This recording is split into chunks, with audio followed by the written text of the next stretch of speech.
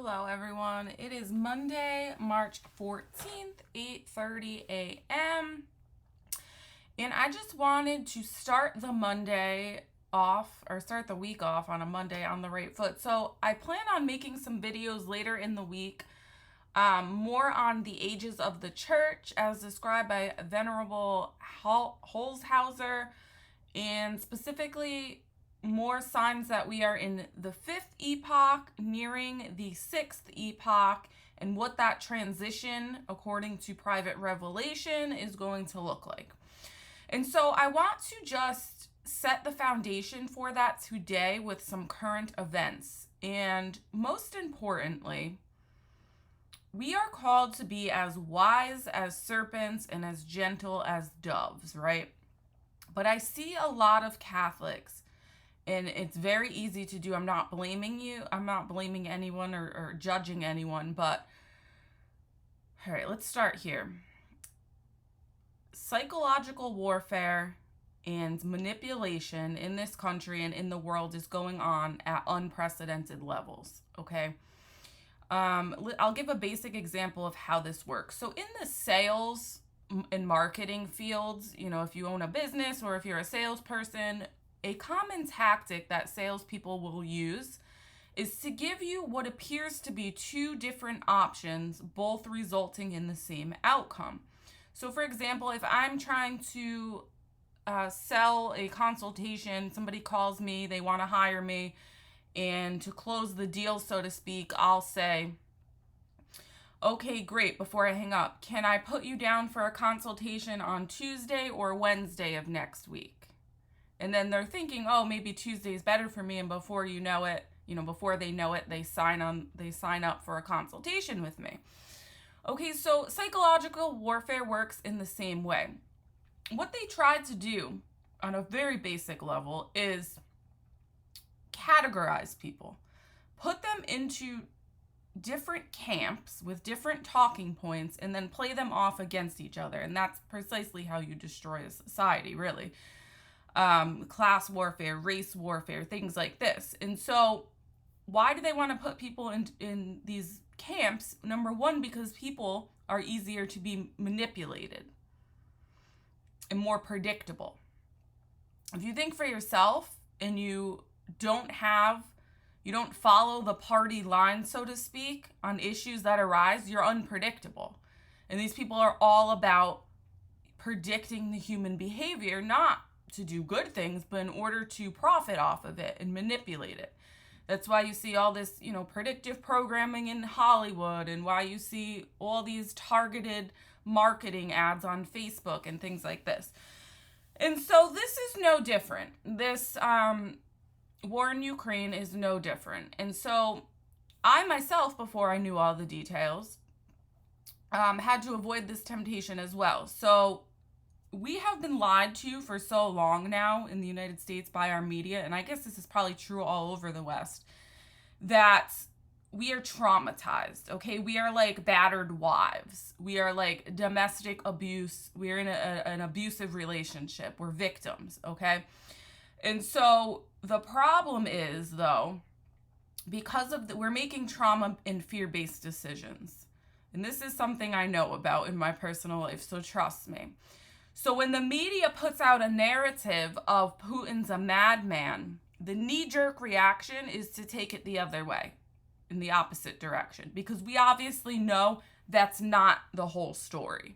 Now, maybe Putin is a madman, who knows, but that's not an accurate description of the entire problem that's going on right now. So the choices that we are being given, seemingly the two camps that they are trying to put us in, is pro-NATO or pro-Putin. And as far as I'm concerned, this is like the early Roman Empire giving the Catholics, the option of how they wanted to be martyred. Do you want to get eaten by the lion, or would you like to burn? It's like giving somebody the option of which flavor they want their poison to be. Would you like cherry flavored poison or grape flavored poison?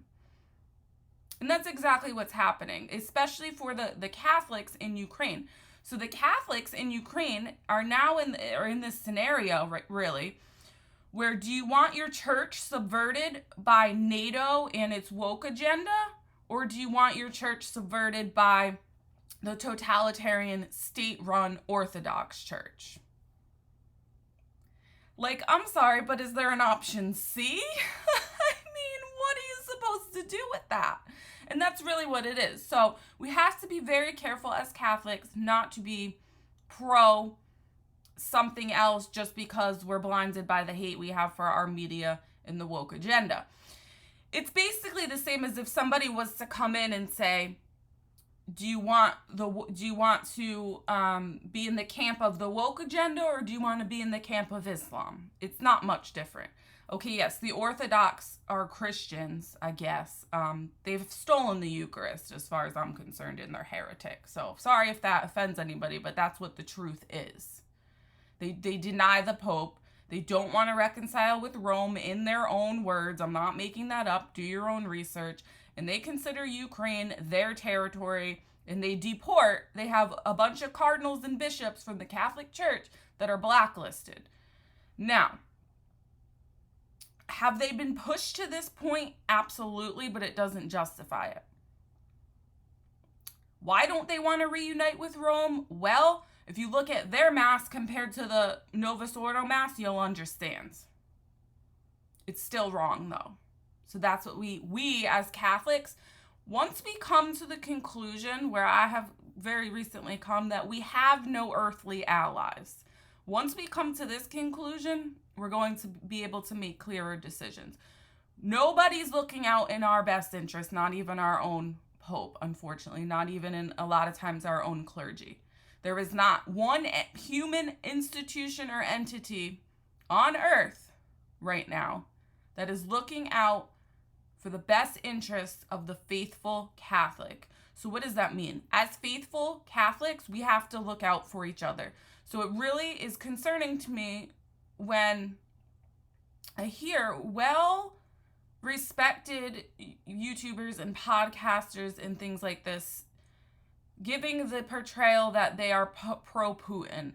And this is a slap in the face to the Ukrainian Catholics, who, by the way, the actual Catholic Church, not the Orthodox or whatever, the Ukrainian Greek Catholic Church did welcome a NATO, some NATO protection, because they knew they did not want to be under Moscow's thumb. So to them, they would rather deal with the woke agenda than Moscow. I don't know if that's right. I'm just telling you that's the situation over there. So we can't be pro-NATO with their woke agenda, who's really responsible for causing this whole debacle to begin with. Because we think we can go around and spread our enlightenment and democracy, which is satanic. So there's that problem. We would be better off going around trying to spread Christianity, I'll be honest with you. So then we have, on the other side of things, the state-run totalitarian regime that is the Putin Orthodox Church entity, because it's the same entity.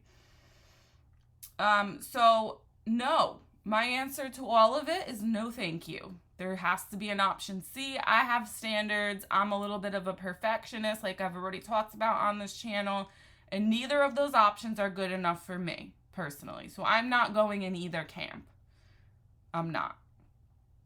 And we need more people to not be in either camp so that there can be some sort of dialogue so we don't blow the world up. But that's not going to happen, clearly, because, which brings me to my next point, it's an orchestrated plan. So, do I believe Putin is fighting the New World Order? Maybe.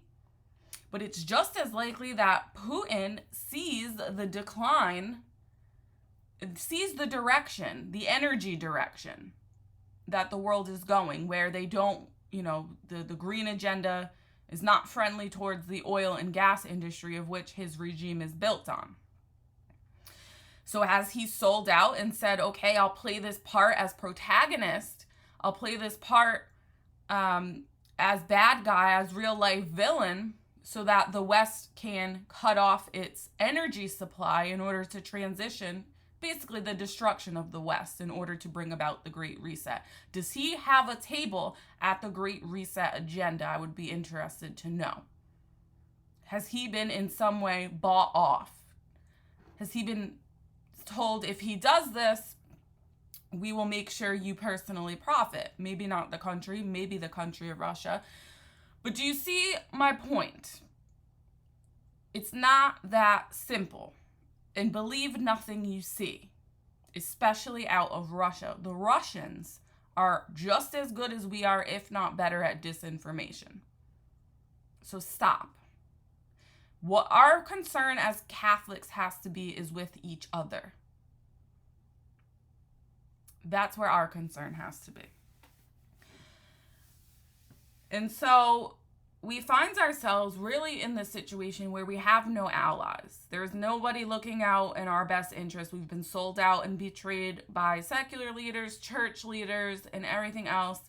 And so what do we do about it? Well, we pray. And we encourage each other to stand strong in the faith. But we can't do that when we're too caught up in the political schemes of the day. Okay, so even if Putin is the good guy, or it doesn't matter, because there's still Catholics dying and innocent people in general dying in Ukraine right now. So that's where we are. We have been given two options because they want to put us in two camps in order to better be able to predict our behavior and manipulate us. And if you think for 1 second that this war is not part of the Great Reset, you're out of your minds. Of course it is. Go back in history and look at every time a new order has risen, whether it be, whoever. The British Empire, fell and the American Empire rose. There's always a war that kicks off the new empire, because when wars happen, empires fall, and that's how we're able to do a regime change. It's what we do all over the world. We go, we stir up revolutions, we fund terrorist groups or whoever, revolutionaries, activists. It's what George Soros does in order to what? Stir up war, stir up unrest, to be able to oust the status quo, the current dictator, the current leader, or president, or whoever, in order to reinstall our puppet government. So now maybe we can see how monarchs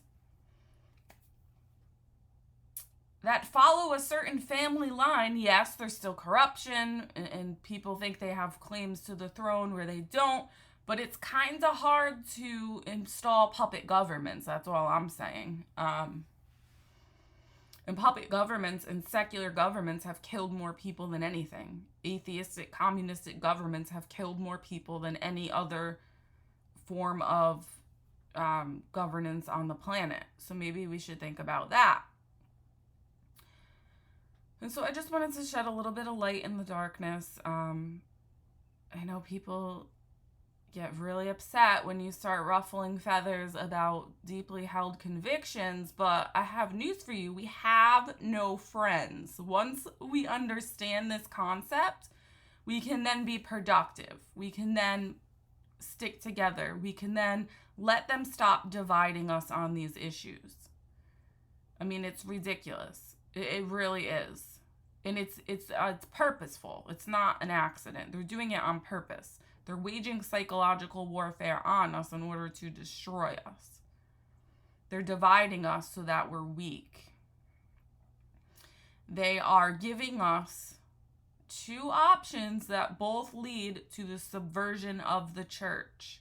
All roads lead to hell that are currently being presented to us. There's only one road that leads to peace, and that is living a holy life, following our Lord Jesus Christ. So, like I said, I'm going to put out a couple more videos later in the week about the ages, the epochs of the church, where we are, what we can expect according to private revelation.